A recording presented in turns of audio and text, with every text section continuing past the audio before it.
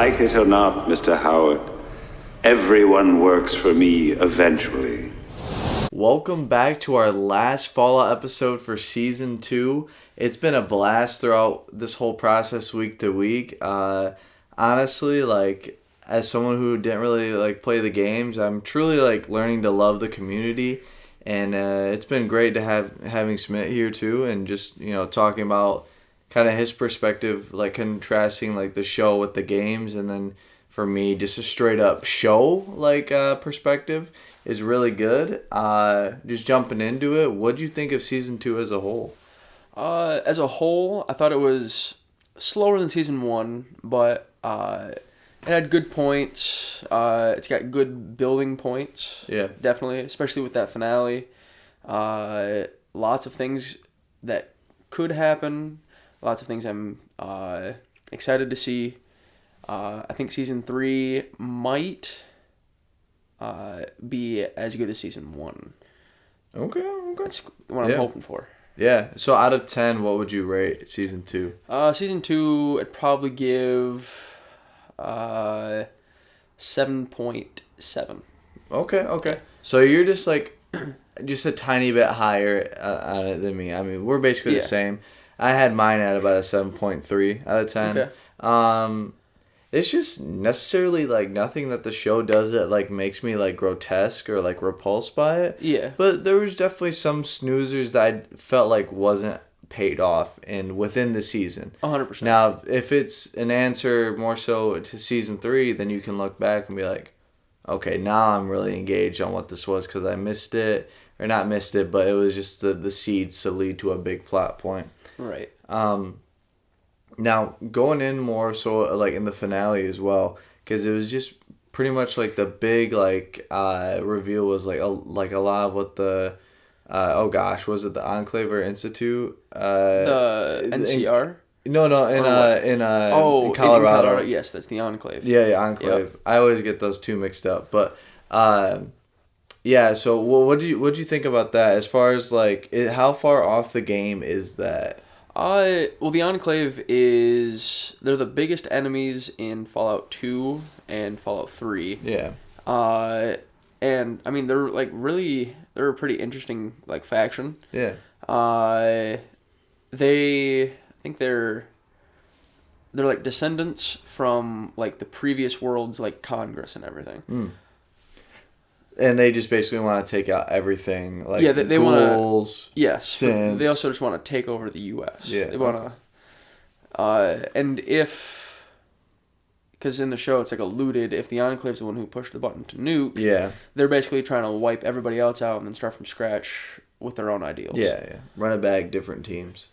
But yeah, no, I mean, I think it's really cool. I'm really happy to. I just saw a report that they are immediately pumping the script out and recording will start soon because Amazon Prime is holy, we just found our new The Boys. It's really, really good. It's done wonders for Fallout gameplay and everything. I mean, there was obviously the big hype of the countdown on the website, which unfortunately didn't pay off. Man, yeah, that was rough. Yeah, true. And then they're like, new Sky? No, could you imagine? Oh, goodness. Yeah, no, I mean, we talked a little bit about Season 1. To compare Season 2 to Season 1, I think I gave Season 1 a higher 7.8 to 8 out of 10 range. So I would say that Season 1 was better. I felt it led perfectly into Season 2, and I mean, I would say to call it a drop off would be a big exaggeration. I think it's very consistent quality in the formulas that they're putting in as far as setup, build off. I just think that there was more of a payoff in Season 1, 100%. Finally seeing Hank. But I mean, like I said, the show doesn't do anything that's pisses me off anyway. Right. It's just it's just not gonna pull me to where I'm gonna give it like the 8.5s to 10 out of 10s. I gotcha. See, with season 1, I really enjoyed it. Learning all the characters, seeing a bunch of stuff from like California and everything, was really, really cool. I would probably give it like an 8.5. Yeah. It was really, really good.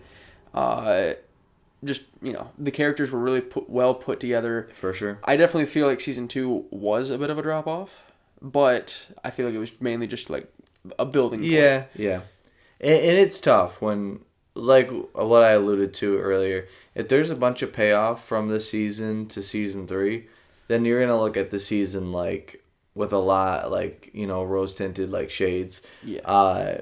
I call it the Dune 1 effect.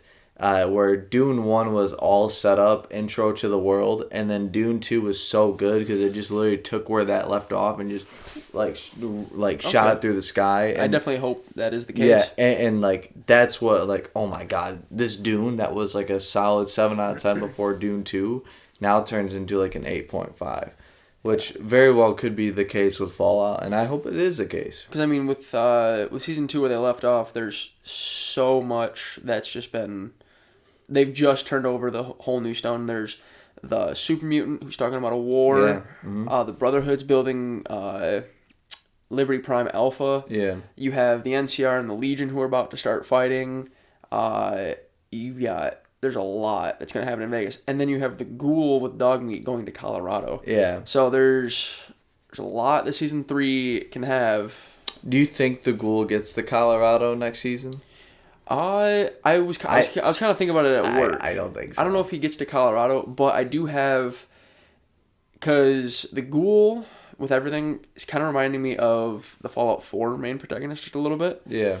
Mainly just because, like, the cryo, everything. I am going to make a theory. Smitty theory time. I think when he eventually runs into his wife, he's going to have the wife and daughter, and he's either going to have to make a choice between the two, or I think his wife just gets offed. That's like a theory. Just because the Ghoul kind of gives me just that Fallout 4 main character, and because he's always looking for his family, and there's the cryo and everything. Yeah. And in that game, your wife gets killed. So, I mean, I just get kind of a similarity between the two. Yeah, I mean, that's fair. I mean, honestly, seeing my roommate play it for 80 hours, yeah. Kills Kellogg at level 44, by the way. Yeah. No, I mean, honestly, like, let's just go break it down character by character. I'll pretty much just say, like, a name, and you tell me if they've progressed or regressed as a character in season 2. Okay. We'll start it off with an easy one, like the Ghoul. It's easy progression. Yes, there's been progression. We'll call it the character stock market. Are you buying into their stock right now? Yes. I mean, I'm always buying into the Ghoul stock. Yeah, that's fair. Yeah. I bought into it at the start, and it slowly went up, so I'm putting more into it and not taking it out. The Ghoul is gonna keep going up. That's fair. Let's go another main character. Let's go Lucy. Oh, man. I feel like she's... Throughout the season, she was, like, going up and down, and it was like if it was the stock market, it'd be like you bite your nails, and then, it's going up, and then it's, Yeah. So, I feel like she's, at this point, she's gone up just a little. Mm-hmm. She's definitely understood more of the Wasteland, and I feel like she's adapted to her environment yeah. more. I would say I'm not buying into Lucy. I'm staying away from Lucy's stock right now. Yeah, it's too volatile for me. Just because there was just no payoff with Hank. Like, that was just like a big, like, ending point in season 1, and it's like, then, like, it's just the chase for Hank.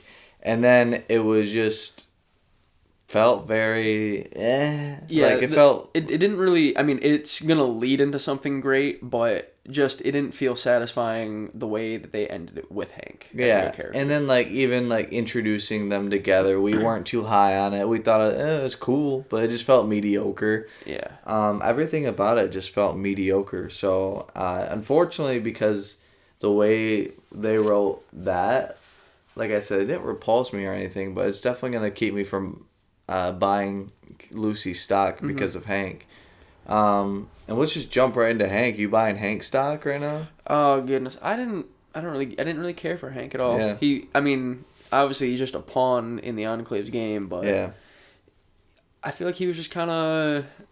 He was very well written, obviously, because he was like good at manipulating Lucy, and he's playing the father card. Acting was fine. Yeah, acting was fine, but I guess just the way his character. Well, I guess I was watching like postseason interviews, and it seems like because he's talking about season 3, and it's like he might be in there, but I don't know what he would be doing because he's kind of just an NPC at this point. Yeah. I mean. Maybe someone switches his switch back. I don't know. Because that is something you can do. You can just add the personality back. Get Kentrell in there. Yeah. But yeah, no. I mean, I'm definitely not buying Hank stock. Honestly, we just had to agree with you on that. We'll go last character for the character stock market. We'll go with Maximus. Oh, 100%. Yeah. Maximus. At the end of the season. Probably he's starting to approach where the ghoul is. Ooh, for me. I wouldn't say he's anywhere near that. That final stand with the death claws. Yeah, that was super good. The scene in the power armor is great. Yeah. Oh my goodness, that new power armor. Ooh, that death claw killer power armor. Yeah. Oh man, that looks so good. And then when he's like doing that final stand with the pool cue. And then he hit the Captain America. I can do this all day. It's true. Yeah. Oh man, and then the reveal of the NCR Ranger. Yeah. Top tier. And then like the slow mo. Yeah, the slow mo. Like that's so Fallout. Like that's actually ripped straight from Fallout New Vegas from their like intro, because basically. Where you hitting like the Leo. Like, oh, they're doing the thing. Mm-hmm. Yeah. Oh dude, it was so good. It's awesome. But yeah, I'm definitely buying Maximus stock. I think it's gonna in season 3. I think he's gonna play a super crucial point in all of the main conflicts. Yeah, I would definitely say I'm buying Maximus's stock for sure. I mean, I'm not as high on him as you are. I mean, I'd still like to see what I really want to see. What I'm buying the stock for, is just his relationship with Lucy. I really want to see if they get more chemistry, if it's going to end up being like a platonic thing or like an actual romantic thing. Like, personally, I think that they will not end up being an actual couple. I think they will be platonic. I feel like that's how it might end, yeah. Yeah, as of right now, I don't see the chemistry. Granted, she was a vault dweller, and he's like very reserved and disciplined in a military kind of way. Always afraid to say the wrong thing. It felt like in season 1 when they were mainly together. So I'll give that a pass a little bit, but that's just kind of my like stake in the ground. This is how I'm thinking. Probably will be completely wrong, but yeah. I mean, season 3 is a complete wild card with their like relationship. Yeah. I feel like it really could go either way. It all depends on how they see how it would be written in, you know? Yeah, no, it's definitely got to make sense, and I feel like as a writer, you kind of have to flesh it out as much as you can in the writer's room, and if you hit to a point where it's like, this feels forced, just scrap it. I mean, they work just as fine as friends, and maybe... You really don't need to force the relationship if it's not going to really work. Yeah, and then, like, also, you could have it to where, like, Maximus is, like, madly in love with Lucy, and Lucy just doesn't feel that way about him, and maybe Maximus just goes on his own for a little bit, because, like, the characters are always leaving and entering into the chat. It's like a revolving door is where the ghoul is paired up, where, you know, it's like, you know, Lucy starts the season out with the ghoul, ends with Maximus, you know, and then in the middle... Maximus and Thaddius are split off, and then they're back, and then now the ghoul's involved, and then the ghoul's gone, and then Lucy's... It's just constant revolving door, and I think they do it really well. I mean, I think the only time where it felt forced was when Dogmeat brought was it the ghoul or Maximus when they met the ghoul. Oh yeah, when Dogmeat brought the hat. But that is the only time where I was like, that's a little bit forced, but that is a very big nitpick for me. I mean, yeah, but I mean, Dogmeat just be doing things. Even in Fallout 3, Fallout 4, he just be doing things. Yeah, and that's fair. Is there anything you else want to say about season 2 as a whole and kind of like where it's gonna be? Like, Well, not necessarily season 2 as a whole, but there's a character I kind of want to talk about, which is Thaddius. What do you think he's gonna turn into? Yes. I've seen so many theories. Yeah. So a lot of the roommates are talking about a centaur. A centaur? Centaur, yeah. I don't think it's a centaur, mainly because centaurs are either an amalgamation of multiple humans and animals, or just one human and an animal. And I don't really see him turning into a centaur. Another thing I saw was a super mutant, but the type of FEV he had wouldn't make him. You don't turn into a super mutant and lose your arm. I think it's going to be something more akin to Harold from I think it's Fallout 2 and Fallout 3. He turns into basically like a tree person, but it's not. I don't think he's going to be a tree person, but I think it's going to be a similar. It's like a special FEV that's going to turn him into something crazy. Interesting. Yeah, I mean that. It's very interesting to see what he turns out to. Yeah. I would really love to see him like lose a bit of his humanity. Like, yeah, I mean, yeah. Almost like a lycanthropy type of situation where it's like, I just think that's exactly what that character needs.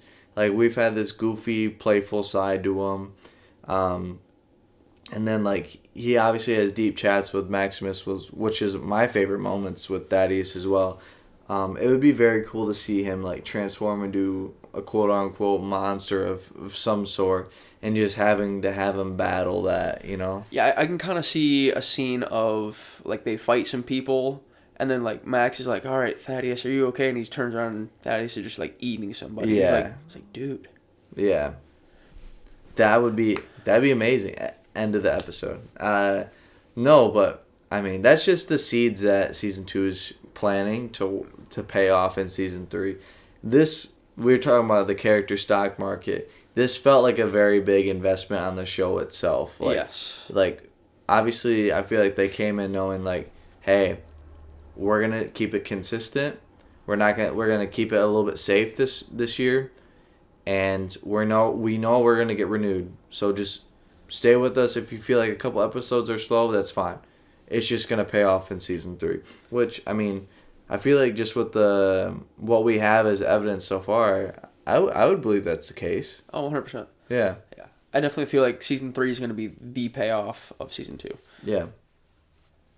No, I mean, like I said, I've had a great time watching the show. It's really fun getting to know the fans. It is like the good ones and the bad ones. I truly had like I said, a great time reviewing this, and it's actually one of the best series so far on Talkers on the Wall. So thank you everyone that's helping this channel grow. It's a small ship right now, but it's a great one. And I'm really happy to see what it can amount to. But yeah, I mean, I'm all done with Fallout as far as talking about it. Are you? Yeah. All right. Well, thank you so much. We have so many other videos as far as like Game of Thrones, MCU stuff. Dune is coming soon. All types of animes, JJK, Naruto, One Piece. We have so many different topics that we do, short form and long form. But yeah, thank you guys so much. Yeah.